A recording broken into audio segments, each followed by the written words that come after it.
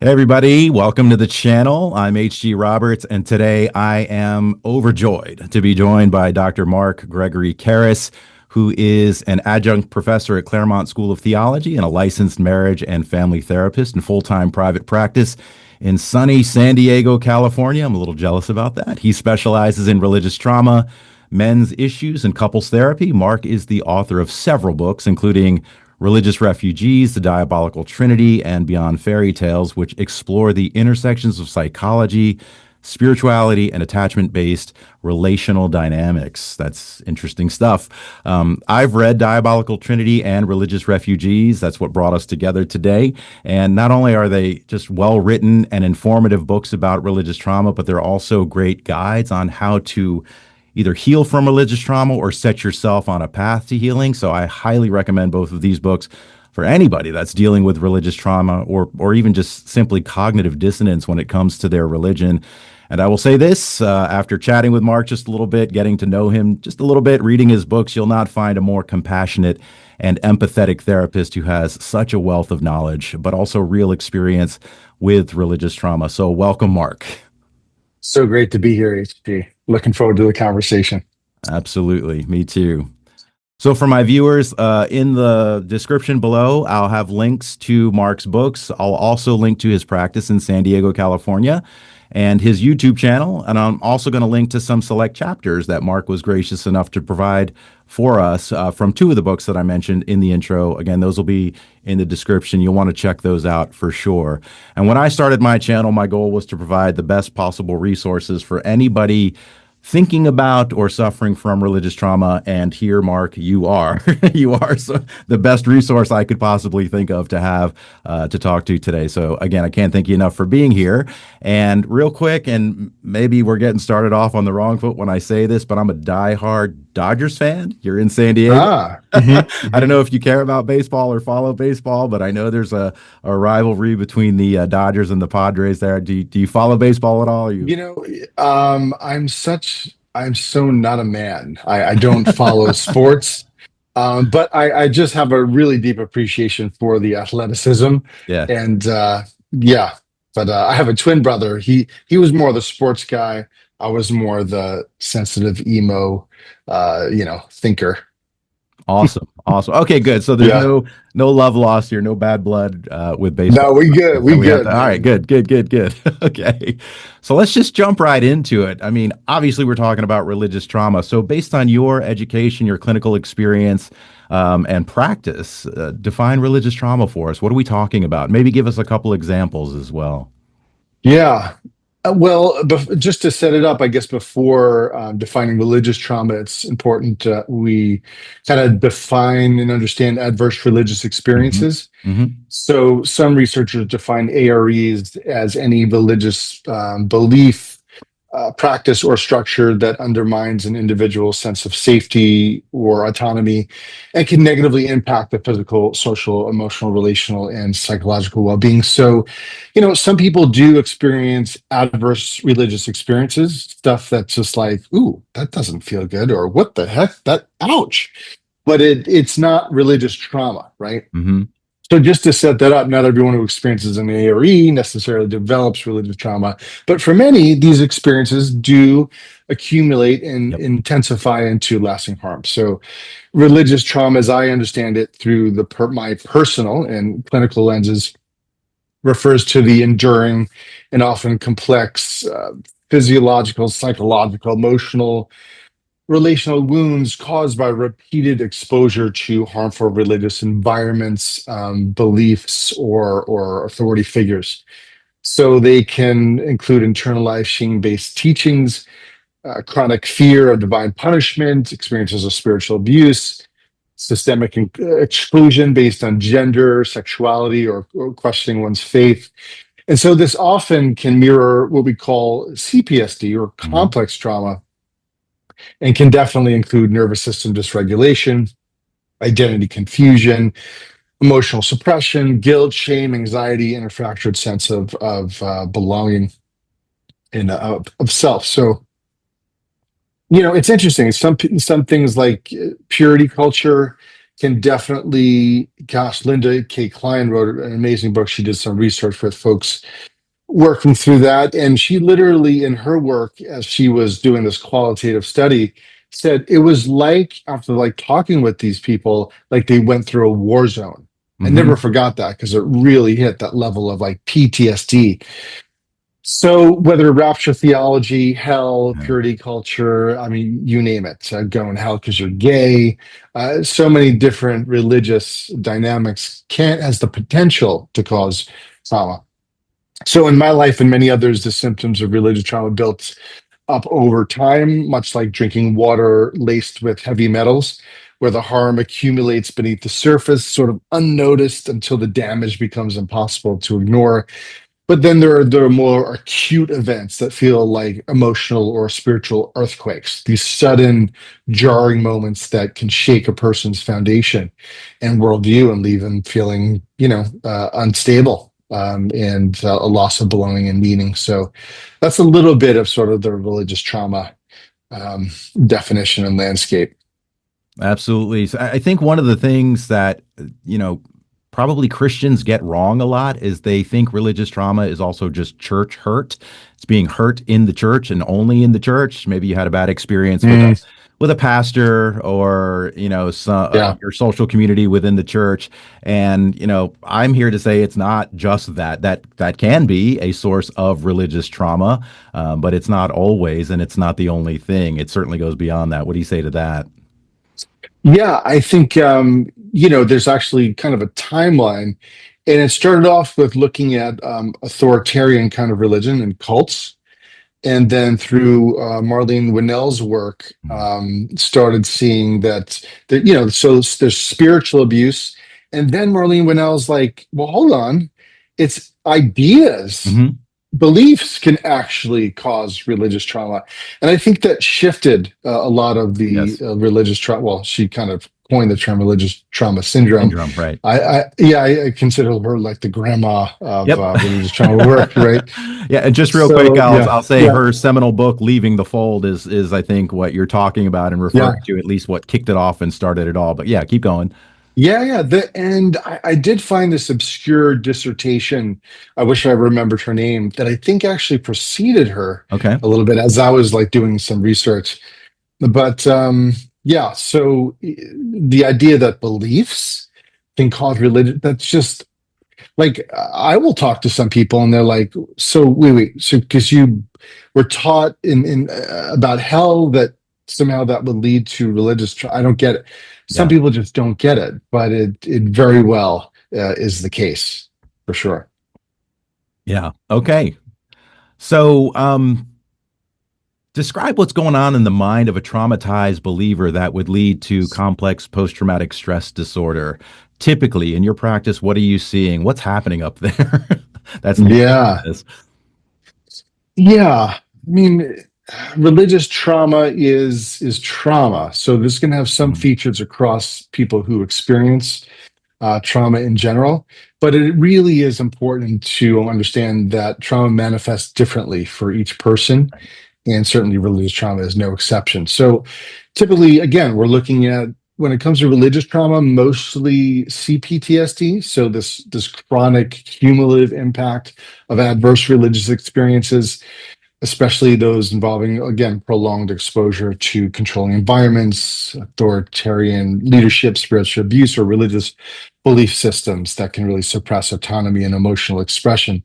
So, what I find in the mind of a traumatized believer, there's often a persistent undercurrent of fear, self doubt, and shame. I mean, that trifecta is just brutal for so many people. Well, gosh, myself, working through that took years. So thoughts may revolve around being fundamentally flawed, unworthy of love, or danger of divine punishment. Internalized messages like, if I question this, I will be abandoned, or if I don't Mhm. obey, I'll be damned. So over time, these mental loops can create a sense of entrapment, disorientation, and distrust, not only in others, but in one's own perceptions and inner wisdom. So I think this sort of difficulties with emotional regulation, a deeply damaged sense of self, certainly what the classic symptoms of hypervigilance and intrusion coming out in nightmares and getting triggered, seeing something online. I mean, that's when you know that we're working with some religious traumas. Like you're fine, and then all of a sudden you see a post on Facebook about some dude, condemning someone to hell, and you could feel the anxiety, the Hmm. glucocorticoids ripple through the body, and like, okay, whereas someone else would be like, oh, yeah, what an Hmm. idiot. Yeah. So that could be a telling sign of religious trauma. So I think fear, self-doubt, and shame, a sense that you're no good, flawed, and the fear of the future, that you're destined to some sort of violent, torturous hell by a deity who's like a vampire who needs, pure blood to be satiated, so he doesn't pulverize and punish humankind. Yeah, that's going to cause some damage. Yeah. So I like what you said. I think it's true that everybody experiences things differently, and the ingredients, if you will, that are going to lead somebody to religious trauma might be slightly different, one person to another. But I wonder, and this is kind of my Hmm. hypothesis that I'm investigating through my channel and my work, are there Yeah. ingredients that we can start defining in a person's life where we might say they're a little bit more likely or most likely of people to develop religious trauma? And so, for example, um, you know, childhood sexual abuse. As I've shared with you, I was sexually molested by another man, an Mhm. older, stronger, more Mhm. powerful man that was Yeah. somewhat of an authority figure in my life when I was 7 years old, and this went on for about 7-ish weeks, and it was pretty brutal. And there was, if you tell So anybody, sorry.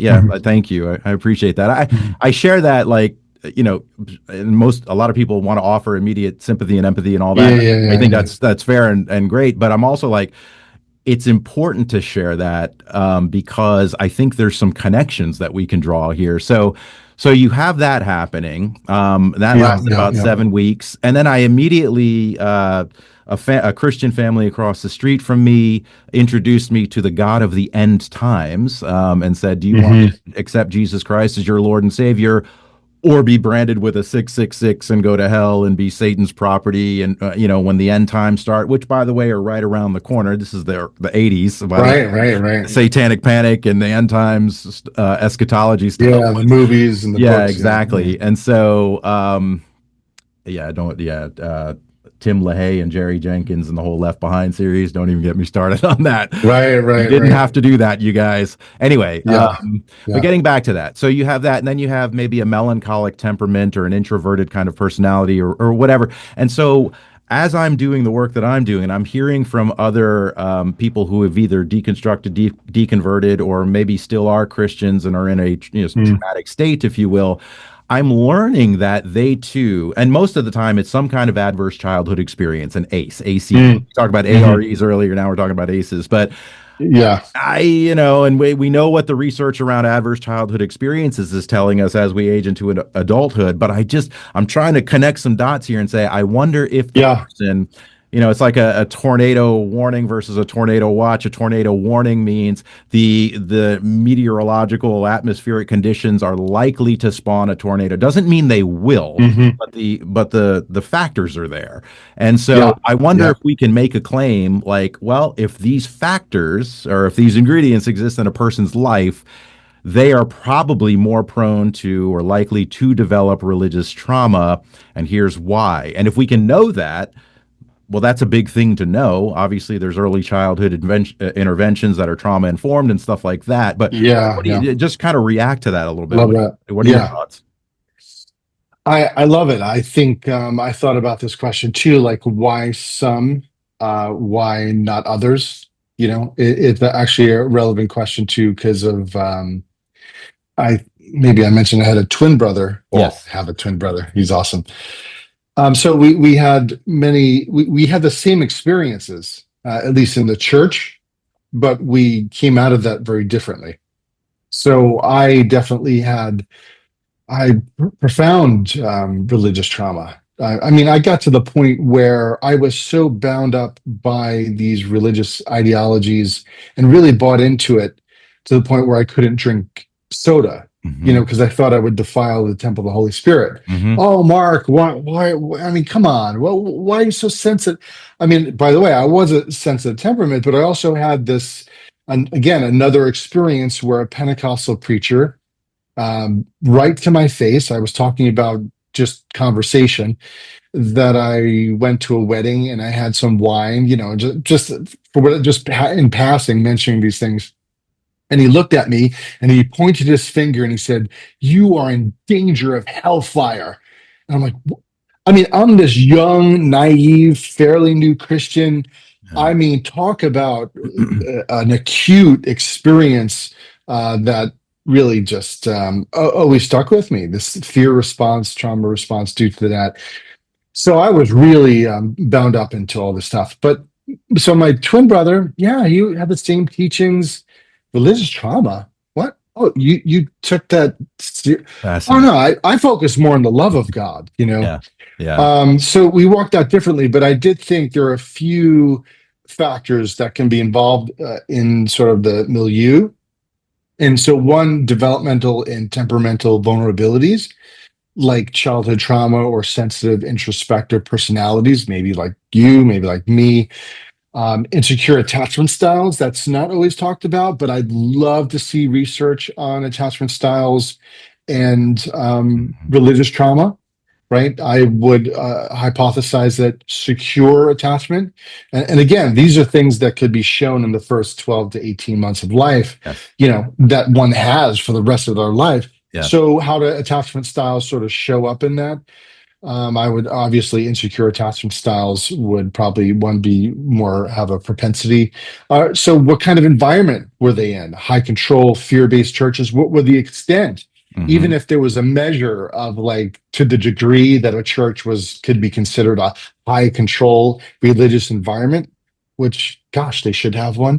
That'd be so interesting. But there should be sort of a measure and like, yep, like 10 different variables and put it 1 to 5. What do you think it cognitive and neurobiological sensitivity, neurodivergence certainly can be an interesting issue. Another, Yeah. marginalized identities, LGBTQIA individuals, people of color, patriarchal systems. What was that experience, whether Hmm. in the culture itself or the familial experiences in power and authority dynamics again in the church, life transitions, and of course the protective factors. Like we do know there's a lot of research on trauma in general. What is a protective factor? They did, like, for example, I think of 9/11.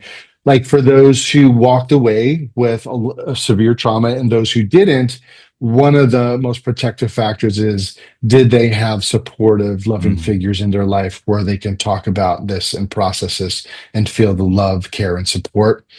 So you're right. I mean, there are so many different factors that I wonder if you can almost put it in a flow chart and measure the variables, right? Exactly. Exactly. Yeah. Can we arrive at a flow chart? That's ultimately what I'm kind of after in my research and my quest here. Yeah. And it's you talked about the attachment and things like that and supportive environments, and I always forget or leave out, or I think it's not quite as important. And I don't know why I do this, because we know parental divorce at a young age is one of the CDC's on the list of adverse childhood experiences that we can, Hmm. quantify. Yeah. And my parents did divorce right before I was sexually abused. And Hmm. I don't have a recollection of that. I don't have a recollection of my dad, my real dad, biological dad, being there and then not being there, and then my stepfather coming into the picture. I just remember memories with my father and then memories with my stepfather, but I have no memories of that transition and what happened during that Yeah. transition. So I think there's Yeah. something Yeah. certainly there, but that brings up a great point that you make. And this is sort of one of my, I'm pretty against, at least we'll call it hardcore fundamentalist Christianity. I mean, I think it's to me, coming out of that, it's been very toxic and destructive for me.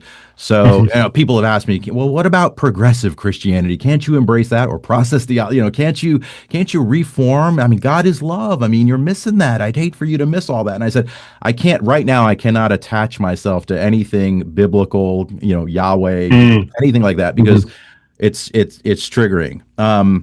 But I want to go back to so one of my points is that pastors will stand before a congregation and they'll deliver a Mhm. one-way message. In other words, it's not a mutual dialectical exchange at a church service, most of them, right? Mhm. And Mhm. Yeah, so yeah. they just say these things. They make these claims, they make these bold assertions, whether they're reading straight scripture or interpreting it through their own lenses or whatever, and they have no idea who's sitting out in their congregation. And what I Mhm. think Mhm. what they're trying to do, or what they assume is going to happen through the Holy Spirit, is that their message is going to homogenize and harmonize their congregants into Mhm. receiving the message in a similar way, if not the same way, applying it to their lives the same way. And they have no Yeah. idea who's sitting out there in their congregation who's had parental divorce, who's been sexually molested, who's dealt with, some of the things that we have in our childhoods. And this is why I always say, like, Christianity should come with a warning label. I'm not saying don't practice it. I'm saying practice it at your own risk,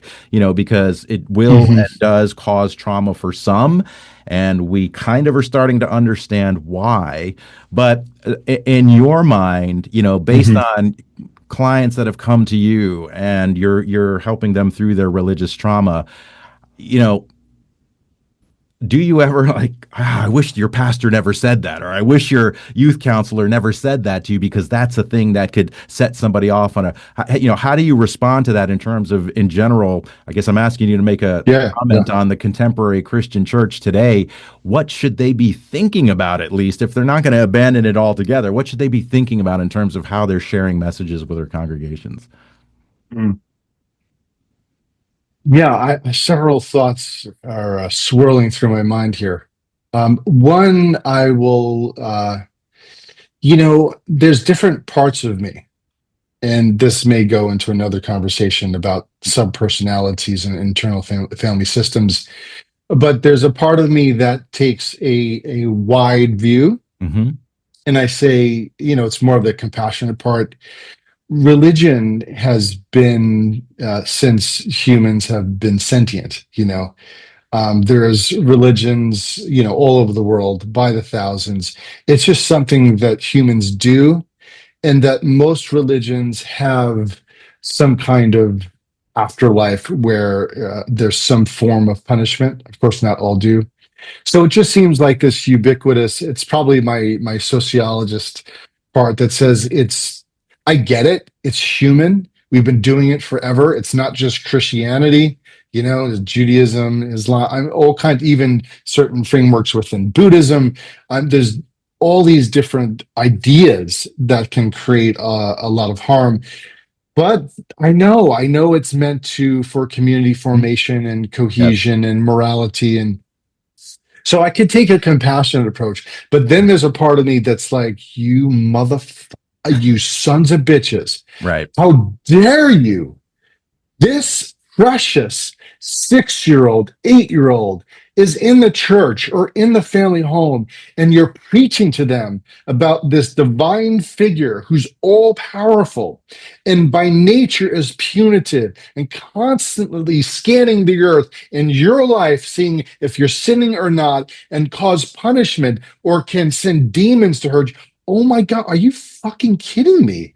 Like, this is, well, many people would call it child abuse. Exactly.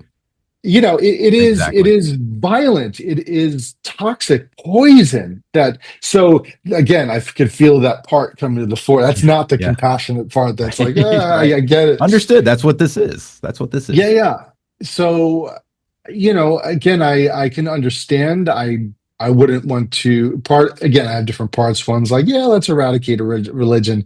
Yeah. Maybe the Sam Harris, Richard Dawkins kind of Right. approach. But I Right. can see that it does have a benefit. I could see. I Sure. have some pastor friends who, gosh, they're as healthy as I could. Like Rich Velotis. He's took over like Pete Scazzero's work, the Emotionally Healthy Church. I'm like, that feels so much better.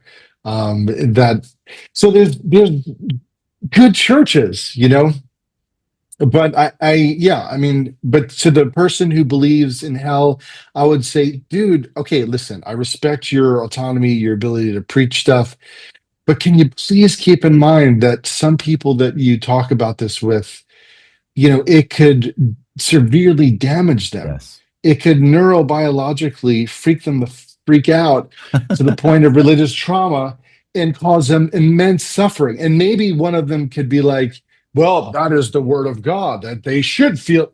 Well, then I can't even talk to a person like that. Right. I mean, there's no conversation.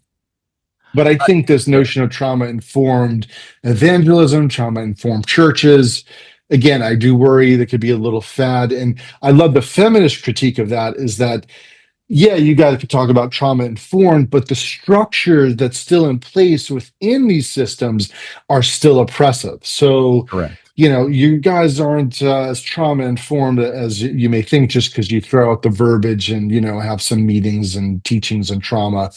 So it gets to be an interesting dialogue. Yeah. Oh, yeah. I mean, and I think we're in an interesting time in our history, especially with the emergence and the, I don't want to call it ubiquity yet of progressive Christianity, but it's certainly something to watch.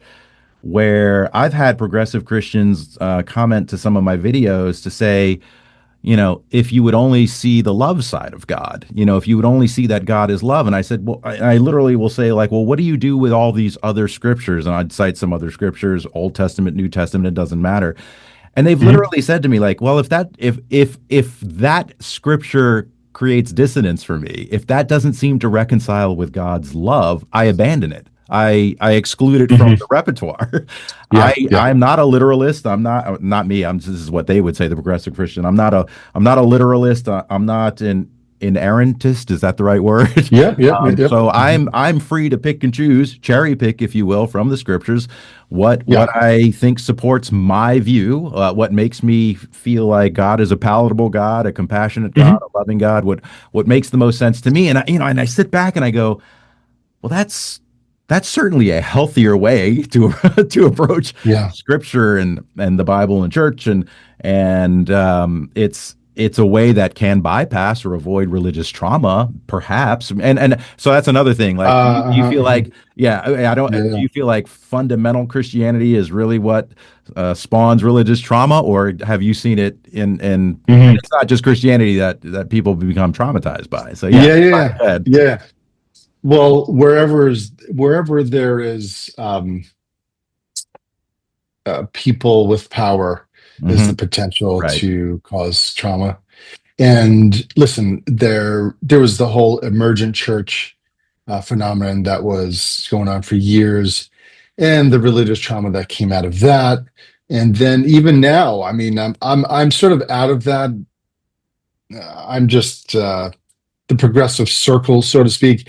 But recently, I won't name names, but there was a huge thing online with somebody in a progressive community who used his power in a way that really harmed somebody and then Mhm. minimize it. And then other people were triggered by it and then traumatized by it. And so it's just, it happens all the time. I mean, intuitively, I would imagine it occurs less than the fundamentalist flavor of Christianity. Because again, in the fundamentalist flavor, there's the teachings. So I guess what I'm talking about probably in the progressive is more the character and the charismatic leaders who have Mhm. power, who can harm. But yeah, I don't find people coming in, yeah, I was in a progressive church and they taught, that God loves everybody. And I'm just so traumatized by like I don't it's Right. so, Yeah, I would imagine they not. taught that we should help the poor and, fight for justice and marginalized communities. And I'm so right. So it would probably be much less with progressive communities. I would Um, imagine. Yeah. yeah, but spiritual abuse still happens for sure. What do you think about it's probably a video I'm going to eventually do, but sort of the history of religious trauma, for lack of a better word. I mean, we go back in time, centuries and centuries ago, and we have certain sects that practice mortification of the flesh, especially in these ascetic groups, and that was driven by overwhelming guilt and fear instilled by church teachings. I mean, so Mm, if you think about it, religious trauma or the response to being traumatized by religion isn't new. I mean, we could probably find examples of it back in mhm. history where it was even broadly displayed, Yeah, response or behaviors, if you will, in response to feeling traumatized by religion. That was actually probably considered a way of purification or a right measure to take in response to feeling traumatized by religion, which is yeah. weird to me. But what I don't know if you've looked into the history of religious trauma. I haven't yet. I mean, it's just a thought that I want to explore, but I'm just curious, like what this isn't a Mhm. new phenomenon. I mean, we're calling it something new now, and I think we Yeah, have yeah. the way we're treating it is new. But it's an old phenomenon. It is. It is. Of course, we talked about Marlene Winell, and Yeah. it wasn't coined till fairly recent in history.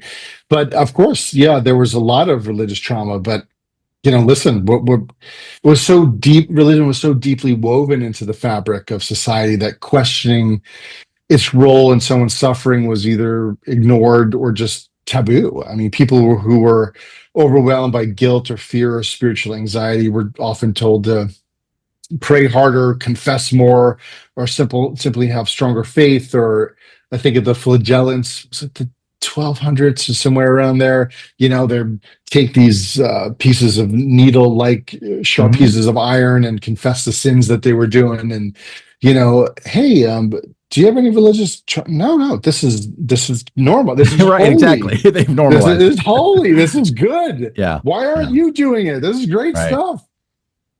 It's just it wasn't talked about and it was just suppressed and pushed down. But yeah, people were walking around with religious trauma for sure, but it Hmm. just wasn't until fairly recently in history. I mean, just like in war, right? Wars existed for how long, but it wasn't until they started to coin the term shell shock and really Right. understand how PTSD was showing up in the military folks and the vets. Yep. So yeah, I mean the war and PTSD showed up, yeah, for eons. But yeah, we're in a different culture and it's evolved and consciousness has evolved and for good reason. Yeah. And I'm glad it has. Yeah. Yeah. Earlier, we talked about, what are the ingredients or the factors or the variables present in somebody that might lead them to Hmm. religious trauma. But, obviously, without giving away names, in your Hmm. practice, somebody comes to see you and they're dealing with religious trauma. As you get to know them, and they sort of offer a little bit more about who they are and their life experiences and stuff like Hmm. that, are there conclusions you can draw where you say, ah, no wonder they suffered or are suffering from religious trauma? I'm seeing these patterns in people that are coming into my office, where they also, it's kind of what we talked about before. They may have had an adverse childhood experience or difficult situations in Hmm. their childhood or whatever else. But I think I'm asking you the same question, maybe in a different way. But Hmm. are there, in terms of your practice, are you ever surprised when somebody's saying they're suffering from religious trauma and you learn they don't have these factors or variables or things in their life experience? You're like, well, that's weird. I would have expected you to tell me XYZ because you're suffering from religious trauma. Any surprises there, I or know does it feel it's not, pretty continue? Or is there continuity yeah. with your clients? If somebody comes in and wants to work on through religious trauma, they even for them to name it that way, they've probably heard a podcast or heard something about Right. it. Um, and something within that probably resonates. And so I would say rarely am I surprised when somebody comes in. It just it usually it always makes sense. Yeah. There's an interesting piece of and this goes back to what we were talking about a little bit earlier on some of the earlier factors that can be the milieu in which somebody could has a propensity to experience religious trauma. What I see is a this is going to almost sound weird, maybe off-putting to some folks, but the church can actually be a scapegoat sometimes Hmm. because they're putting all of their traumatic eggs in one basket. Because it's not, it is religious trauma, and I could see the beliefs and the practices and the policies and the procedures and propositions. It all makes sense. But then there's the familial trauma. Yeah. There's so like I can have this trauma in the sense of feeling this neglect and abandonment by my dad. He was also very abusive and punitive, and I carry around the shame and this feelings of abandonment and rejection. And if my partner says they need space, I freak out and think like they're going to leave me forever. And it's like this, well, I want to work on my religious trauma. Yes, let's do that. But this also, we have to work on your family trauma too. It's not just Right. religious trauma. Right. So sometimes it could show up, let's work through religious trauma, but well, let's call it intersectionality of it all. Right. Which is the really delicate pieces of working through the threads that create the mosaic of the experiences of trauma that they have. So that's just one example of, oh, I want to work on just my religion. Yeah, but we got to talk about your mom and dad. Oh no, they Yeah. were fine. No, I don't think they were fine. I mean, you experienced some abuse, but sometimes it takes some people a while to understand. It's not about Yeah. pathologizing or demonizing your parents, but how did they and their temperaments and personalities and ways of being impact you in that Yeah. relationship, and almost look at it objectively if we can, and honor your truth and how it affected you. Yeah. Makes sense. I mean, in physical health, we might call those comorbidities. Is that an appropriate analog to Come what you're on, trying? brother. That's some sexy therapeutic talk. Yeah, man. Right out of the DSM. Yeah, Preaching. yeah. Well, Yeah, since right. we're on that topic, for our viewers, and don't feel like you got to go into a long explanation about what each of these Uh, therapeutic modalities is and means, but uh, give us a sense of when you're counseling somebody, or what are some of the most effective ways to treat or counsel somebody going through religious trauma? What are those modalities, the top three, if you will? yes. Well, um, the top three, I would say, I mean, first, there is something called compassion focused therapy. Yep. So there's CFT, I'm but going through a study not. right now with recovering from religion. They're sponsoring a study that I'm in right now about CFT. So it's really I'm Oh gonna wow, that's so yeah, it's interesting. fantastic. It's fantastic. But yeah, Wow, wow. didn't mean to Yeah, derail yeah. it. So CFT. No worries. That's so cool. But yeah, just the compassion work. So whether it's Kristen Neff's work or CFT is Paul Gilbert's work, just infusing the whole process with profound empathy and profound compassion. And why that is so important is because, remember, if one of the what I would consider one of the cruelest consequences of religious trauma is the infusion of profound shame. I'm no good. God doesn't like me. God can only see me through the prism of Jesus. Without that, I'm literally a rag doll deserving of nothing, worthy of being thrown in the fires of the flames for eternity. Like this is, or one's sexuality, and which is so Hmm. infused with who they are, and just how sinful and disgusting and dirty they are. Oh my, it's terrible. Traumatic inducing dynamics. So the opposite of that, instead of self-hate, is really self-love and self-compassion. And unfortunately, in the Christian tradition, apart from the more mystical Thomas Keating kind of contemplative, maybe prayer stream of the, like, I've never heard a sermon of, you know, here are the top three ways you can love yourself. I mean, it's just not. So this is where the Eastern tradition is so powerful Good and point. important.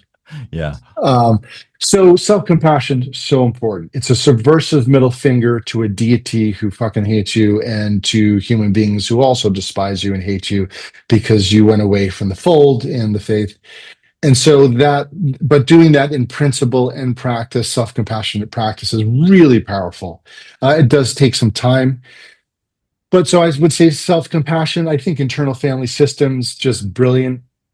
getting into the internal family systems within the different parts, the exiles, the parts of them that are wounded, the parts of them that are oppressed, and looking at the protectors, the managers and the firefighters that are trying to keep them okay.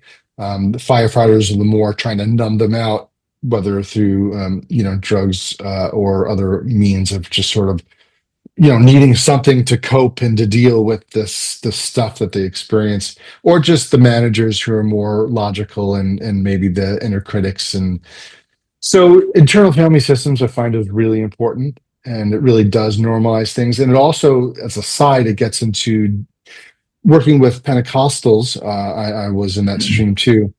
And so just naming things as not as demons, but as parts, it's just game changing. Where in that tradition, we would literally go around people praying, I bind you, spirit of lust. I bind you, spirit of anger. Come out of them. Like this dude just had a heartbreak, and like of course. So they would take natural human experiences and emotions and somehow project them onto metaphysical deities or demons, and that's not obviously not good at all. So internal family systems, no, that's not a demon. That's a part, and that part has a reason why it's acting or having that feelings and thoughts. And then the last one I'll just name is EMDR, Mhm. which is pretty Yeah. awesome because you get to go into some of those memories, target them, use some internal resources, and then process them and integrate them to completion instead of trauma being this fragmented, disintegrated stuff, memories, fragments that reside in there. And so how can we do the experiential work? It's not talk therapy, but whatever therapy is going to be used, it's going to be experiential. Gotcha. I love in your book you talked about memory reconsolidation. Yeah. Yeah, tell us Yeah. about that a little bit. Yeah. So memory reconsolidation does inform a lot of my work. It's sort of a trans theoretical understanding of the nature of change, which it can be found in any model. By the way, there's like 550 models of therapy, many claiming they have the absolute truth on things. Mhm. So kind of interesting, but that the understanding is wherever change is found, memory reconsolidation is probably at work. And in a simple terms, that is the brain's ability to update and revise memories and the emotional resonance that is linked to the memories. So really quick, there's sort of three steps, but there's a lot of different nuances with Mhm. that. One, you bring up the traumatic material, whether it's just the memory itself. There's some sense of trauma work now where you don't have to go through every detail, but it's the material that it brings up, the schemas, the Mhm. ideas that you have about yourself, the feelings. You want to light up basically the neural networks that have to do with the trauma. The second step is we need to find something that is the opposite and contradictory material that can offer a corrective emotional experience to that, and sort of to light that memory, that network up in the body and the feelings and the experience, and then juxtapose them, right? Bring them side to side, bring up this again, and then bring up this truth, life-giving truth in a way, the lighting up what one person called the care circuit. And in so doing, with the dance of juxtaposition, that actually can revise the memory itself, especially the emotional valence around it. And there's some sense in when you bring the memory up, it's a window of time where the memories can be labile, probably 4 to 5 hours, but who knows the exact time. And then once you can do that work, then the third step is sort of consolidating that work, checking it out. Do you still feel that emotional resonance on a scale of 1 to 10? One being you don't feel it much at all. 10, you do. How much do you believe that you're a piece of shit destined for eternal hell? I kind of a two. I really. All Right, right. So right, something's right. happening We're there. getting, we're So making that's progress. the memory reconsolidation process in a quick, simple nutshell. Yeah, and then cognitive behavioral therapy I've often heard tossed around, and it sounds similar to some of the things you've been describing. Or what is? Tell us about that real quick. Is that a potential Avoid. method? Huh? Avoid. Avoid cognitive behavioral therapy in terms of religious trauma. CBT, Yeah. Yeah. Yeah. I would Okay. say totally. Okay. See, now it can be helpful to an extent, but by the way, there's third waves of CBT Mhm. because again, CBT, the essence of, you're having, it's the irrational beliefs themselves that are causing you so much pain. But the third waves are becoming more experiential, where the others were a little bit more logical, rational, Yeah. talking. Right. Hey, can you see how unreasonable that is? Let's look at that thought. Right. And I mean, some degree of help, I suppose, but Right. when it comes to religious trauma, I think most folks are going to look at more experiential, Right. somatic based, in the body, really trauma informed. Yep. Um, and there is CBT flavors of that stuff, but by most people, if they say I'm a CBT therapist, I probably would not uh, refer my clients to them. Yeah, Yes. but they can still do great work, and it's no slight on them. But yeah, Yeah, it's that's just not great. my first cup of tea. That's great insight and great clarification there.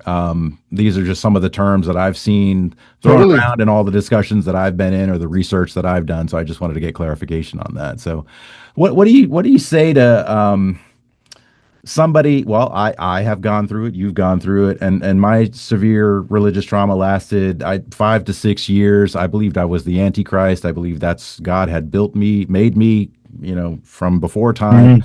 to be his. And I could go on and on. I mean, it's in my novel, my memoir. A lot of people know about it on Monsters and Phantoms, how I got there. Because part of Mhm. my way out of religious trauma was to document and journal like what I was thinking and feeling and why I was thinking and feeling it, and that turned into my Mhm. memoir. You have people, rationally minded, mentally healthy people, socially active people, engaged in society, responsible Mhm. members of society, going through religious trauma, and they probably aren't going to talk about it to many people, right? It's almost a little Mhm. embarrassing to admit, like, I'm having these thoughts that I'm the Antichrist, right? Mhm. Yet I manage a team and I'm, fiscally Uh-huh. responsible and I'm paying my taxes and all that stuff. And people will look at you as though you're crazy. So I don't know that a lot of, we'll call them Christians that might be going through religious trauma, are talking about it or even understand that it's not demon possession. This is religious trauma. This is what it looks like, right? And there's a way to Mhm. frame this Mhm. that's a healthy way to frame this that can actually set you on a path to healing. But what do you say to Christians who might be afraid to talk about this or might feel disobedient talking about it? Well, um, get some support. I mean, yeah, again, that's the shame, it's the fear, and Yeah. like, and one part of me says, of course, that makes so much sense.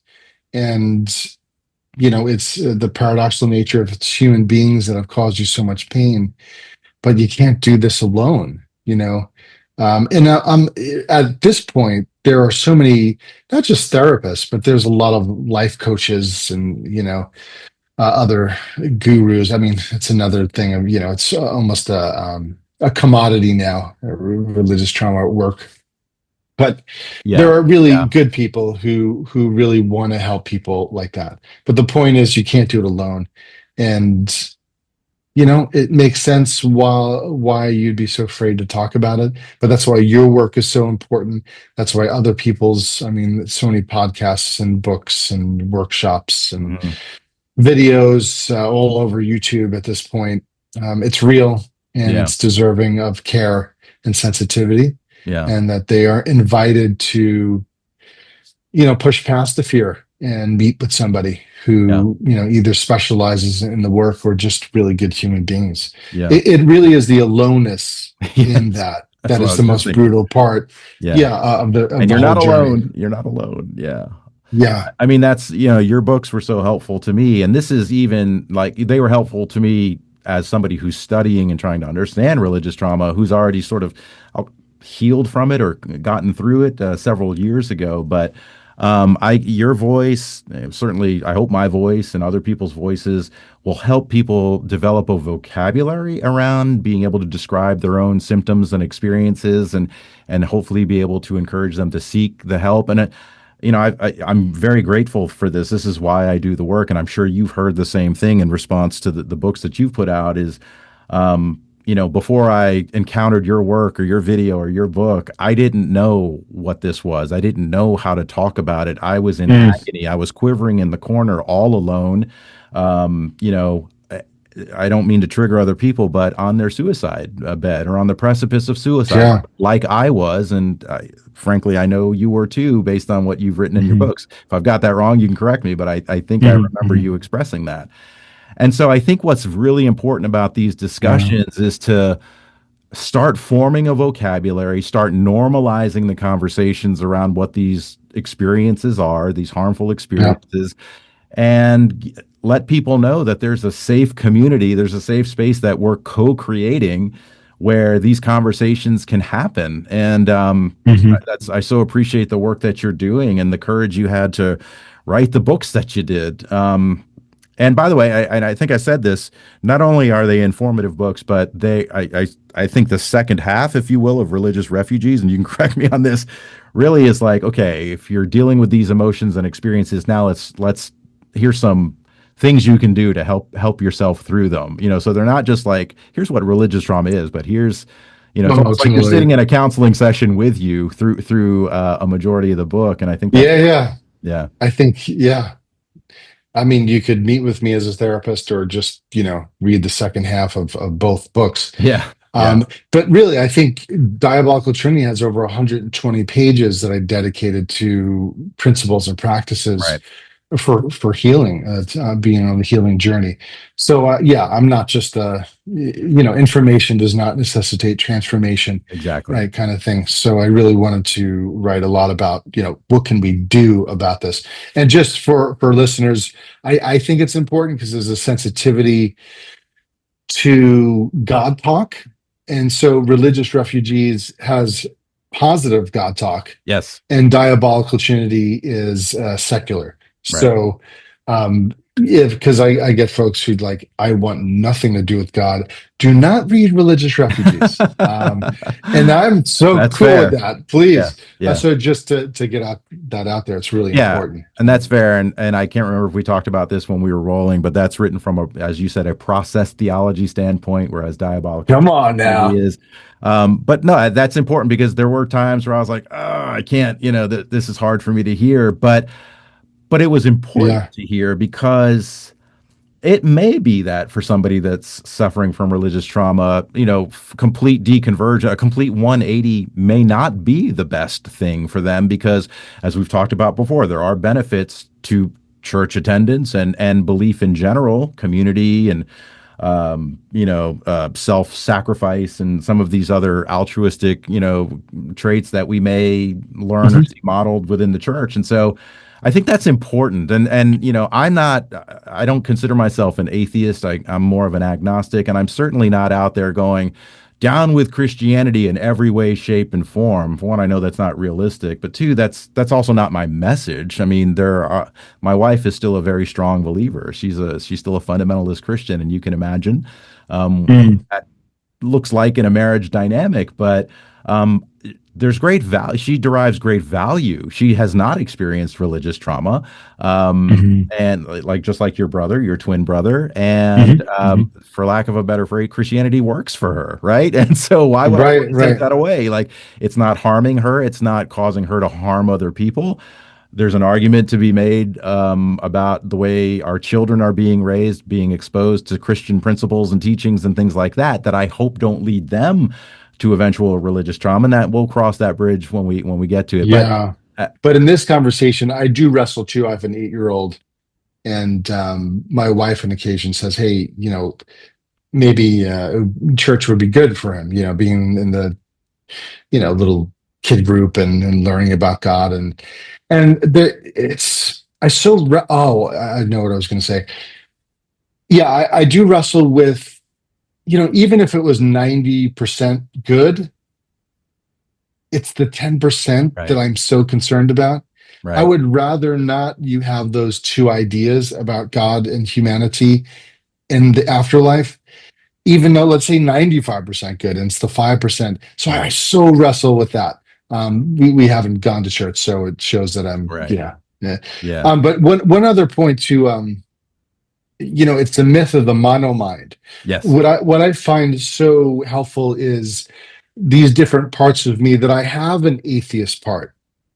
I have a part of me that has this childlike faith still in God, in not the God that I can think of, but I'm always familiar with Meister Eckhart's prayer, God, please God, rid me of God. I think that was his prayer.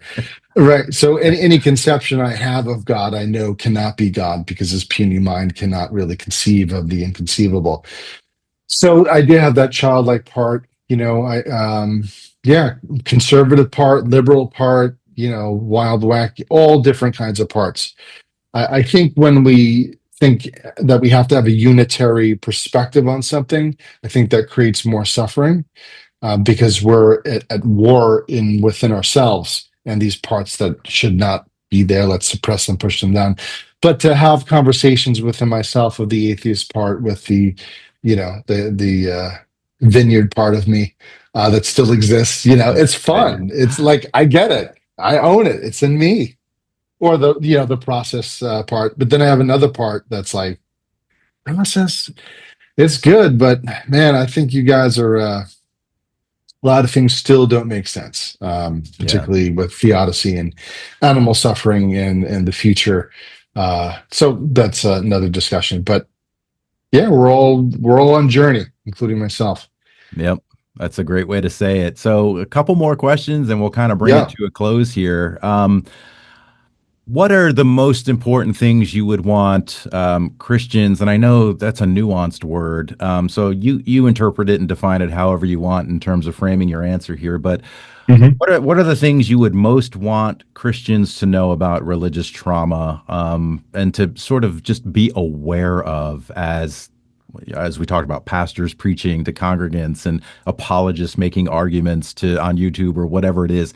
Like, if you could drill into their minds certain things that might make them pause just for a minute and go, well, let me consider what I'm actually doing here and what harm it may be causing. And I know I'm putting some words into some people's mouths by saying that, but what would those things be that you would want them to know? Yeah. As a therapist, I've worked with so many people where I get it that you say that Jesus offers life abundantly. However, if we do what you call the fruit test, and what is the fruit of the Holy Spirit, something is amiss. To have people who were a part of what you were considering so life giving, to suffer the consequences of this religious trauma, the point of panic attacks and nightmares and anxiety and profound shame, and an inner critic that is off the chain, that is constantly criticizing themselves and warning them of impending doom in the future. Something is amiss. And it's not just what I'm saying. There is research on this, Hmm. and more so in the qualitative research. So if you're interested in research, and I would just want them to understand this is real. And though you might not have experienced it, and I would tell them, just to be sort of, I don't know if it's feisty, but like, listen, if you want to preach that, if that's how you perceive the divine and who the divine is, and you be you, but I'll just really encourage you to listen to the voices of the marginalized, which Jesus seems to really have a soft spot for, the ones who were oppressed and marginalized in the society at the time. So much so that his first uh, sermon, from, I think it was in Luke 4, I think he was quoting Isaiah, but he said, why the Spirit of the Lord is upon me. Why? So people don't go to hell. No, it's nothing like that. So the Hmm. Spirit of the Lord was upon me to preach good news to the poor, to proclaim liberty to the captives, to recovery of sight for the blind, right? To heal the brokenhearted, to proclaim the year of the Lord's favor. Like, that's that stuff. I love that. That kind of Jesus seems like he rocks, Yeah. but he's sharing that with people who need to hear it. And if you care about the people that Jesus would care about, then please, I urge you to just spend some time listening to the folks on the margins and those who have experienced religious trauma. Just have a conversation with, just be human with them. I'm not here to like say, hey, you're an asshole and Yeah. big sign and you're this and your family's that. What good is that going to do? Let's have a conversation. I'll Yeah. hear where you're coming from. Are you willing to hear where I'm coming from? Yes, I think that's so healthy and productive. I'm tired. You're probably tired if you've heard it, and I know other people who have deconverted from Christianity are tired of hearing it. Well, you must never been a real Christian to begin with, or you believed in a false theology, or you were deceived and possessed, and all. I've heard it all, and Yeah, yeah. it's laughably embarrassing when somebody who still is a Christian says that to somebody else. And what they don't realize is, well, I like to Mhm. push back and say, well, I'd like to think that no real Christian, or how do I say it? Nobody who experiences the level of severe religious trauma that I did is not a real Christian. In other words, if somebody Mhm. didn't care about their belief in Christianity and didn't care about being sincerely obedient and Mhm. serving the God and Jesus and following His rules to the every jot and tittle, as it were, Yeah, we yeah. wouldn't have gotten so twisted up about this. It's only, and that's not the only reason somebody suffers from religious trauma, but so that's one of the ways I push back. Yeah. And You bring up a yeah, great point go though, ahead. and which is backed by sociologists. Hmm. So Josh Packard, a sociologist, and Dave Kinnaman's work showed that those who did leave the church, de-churched, they were, and this is pretty quote to what Josh Packard said, they were some of the most dedicated and committed Right. people in the church. Like these people weren't like, and the idea that they would want this level of torment, they didn't ask for it. Like no one deconstructs like because like it happens to them. You don't Hmm. wake up one day and you know what? I think I'm. It Exactly. just it's like you just get a migraine and you start, ouch, what the hell's going on? You start thinking and reflecting the cognitive dissonance and Hmm. slowly, having a thought, but maybe suppressing it. But this thought keeps coming up. And then, next thing you know, like, what is happening? This is real. Yeah. And then to want to be ostracized by the community. And then what? Show me the research that shows the de-churched all of a sudden lives a life of debauchery. Right. Are you Right. freaking kidding me? Right. We've seen that data. No, that Right. is not the case. They're not having a dance party with Satan and like, just doing whatever the hell they want to live a life full of hedonistic pleasure. It's just not Exactly. happening. Exactly. Yeah. Yeah. Oh, you just want to go sin or be your own God. I've heard those things too. But one thing that they Yeah. fail to, so I did a video on called Christians You're Telling on Yourselves, meaning anybody who accuses somebody who's going through religious trauma and maybe has deconverted as a result of never having been a real Christian. For 25 years, I prayed the exact verbatim same prayers you did to arrive at the conclusions or the indwelling of the Holy Spirit that you claim to have, word for word.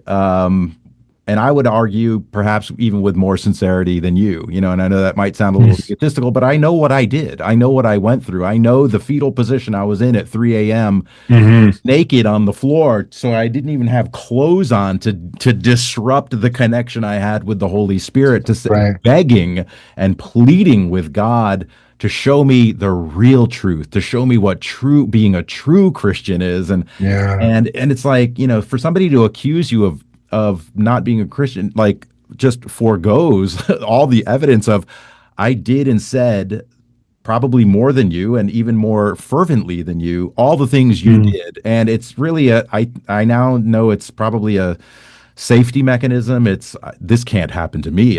What happened to you will never happen to me. I'm going to guard myself against that by claiming Right. Right. you were never, or you were never elect. You were never chosen or elected, which is even Yeah, worse, yeah. which we could defend that from scripture as well. So I don't want to go Hmm. down that rabbit trail. I know we only have a few minutes left here, Yeah, yeah, um, yeah. but one thing I do want to say and put it on record here, and I'm going to do a video about it, is when somebody says that to somebody who's deconverted or struggling with religious trauma and perhaps in the midst of deconstructing, oh, you must never have been a real Christian to begin with. They're not just saying that to the person, to the subject going through it.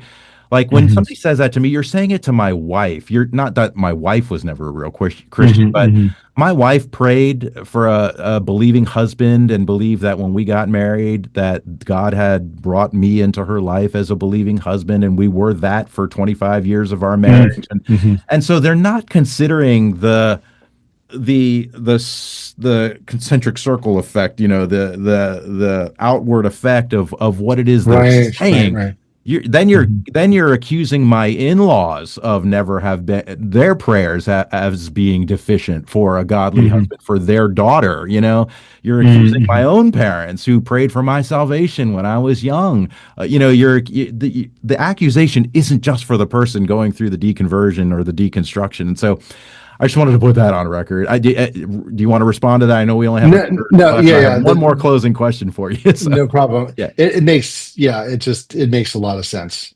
Just the dynamics there of them being gaslit themselves, yeah, yeah, them saying that as a defense mechanism to not deal with the reality of what you're talking about and the ideas, right? It's like they don't think this, but it's unconscious.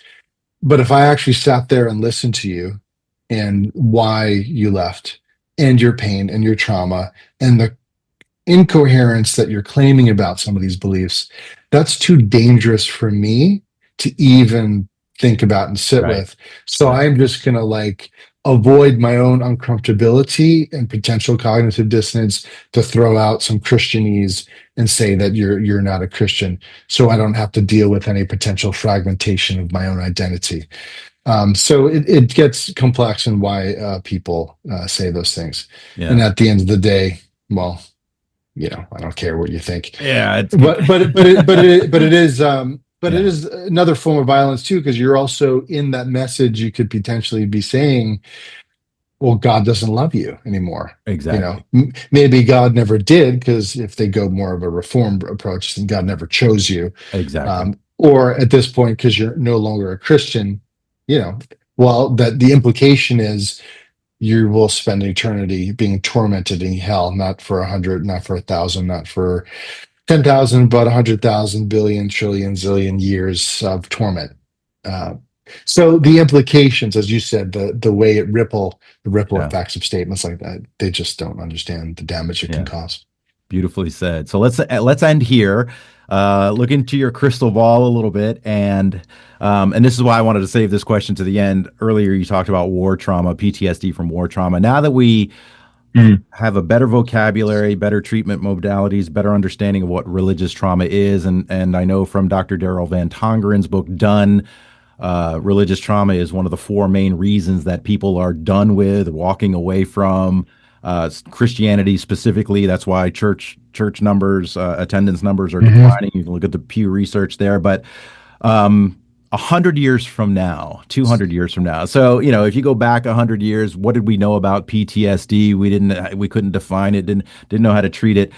So where are we now in terms of the spectrum of history, and Hmm. where do you think where just sort of hypothesize this is all going to lead us in terms of maybe an evolution of Christianity or what? I have no idea where it's going to go, but what do you think Yeah. about this discussion, where it's going to lead? Well, listen, HG, God gave me a vision, so it's very clear. I want to tell you about it. No, no, no, God did not. uh, Um, assuming we all don't get wiped out by a comet or environmental collapse or nuclear Armageddon, I imagine the world my grandkids inherit will feel more something out of a like a sci-fi film. So I think AI, robotics, and Hmm. immersive virtual realities will likely be deeply woven into daily Right. life. Right. So as far as Christianity goes, I think what we currently know as religious fundamentalism will become definitely more of a fringe apocalyptic subculture. I don't think that will ever change. Loud in places, but no longer really mainstream at all. But in its place, I do predict a new kind of moral fundamentalism will take root. One not necessarily tied to God, but driven by a rigid pursuit of moral purity and utopic ideals. So, in this future, religious trauma will be less likely, and the trauma being incurred by pristine societal expectations, I think, will be more likely. That is my hypothesis. Okay. All right. So you and Yeah. I will connect 100 years from now if we maybe in the afterlife, and we'll say, how do we do on that? So, No, hey, uh, listen. You're forgetting about our consciousness that will yeah, still be here that's right. due You're to right. technology. So we'll be here maybe another 1,000 years. We'll That's be right. able to talk about it. That's right. Maybe we'll That's be in right. a robot or something, but yeah, we'll be around. AI is going to solve that one for us, I predict. This has Yeah. been outstanding. This has been great. It's not only been informative and affirmative, but also a lot of fun. You've got a great Yeah. personality, and I think can really laser focus and describe these concepts very well in a way that I think, I get a lot of comments from people who are going through religious trauma right now, and my heart breaks for them because they're speaking with a language that I used to speak with, and they're stuck, and I can see that they're stuck. And I think a lot of what you've said today will just help loosen some of the grime in people's minds and say there's a different way to look at this. There's a different way to think about this, and that's all I'm after. And you've delivered that here today, and I really, really appreciate that. So, in closing, I just want to remind my viewers that go to the description. Links to Dr. Karris's books are there. The chapters are available to you for some of those books. His YouTube channel is there. Please subscribe to it. You can go to his website and learn a lot more about him. Do you do speaking engagements and things like that? Have you done? Yes, but I've saying no to everything because I'm preparing for a course as an adjunct position in Claremont, which is new. Okay. It just happened a month ago. Oh, great. So Okay. really focus the course is called Trauma and Grace. So that'll be fun. Do Yeah. you want to plug that at all or not yet? No, no, no. Okay. Well, no need to plug. I mean, Okay. Okay. yeah. Fair enough. But as a point though, if some of your listeners can't afford any of my books, just send me an email and I'll send you a free PDF of anything that could be supportive.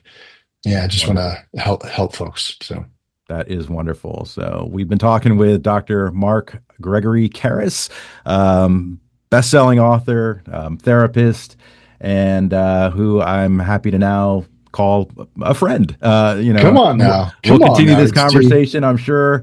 I just want to say that and let you know, Dr. Karris, that there's going to be a major documentary hitting your favorite streaming platform soon. It's called Heathens, or Okay. I'm assuming that's what they're going to remain calling it. It's something that after I released my memoir, producers found this book and invited me to be part of a major documentary where they're tracking the lives of five former Christians who have deconverted from Christianity and kind of hearing their stories. There's five of us in this, and we're from the Wow. country.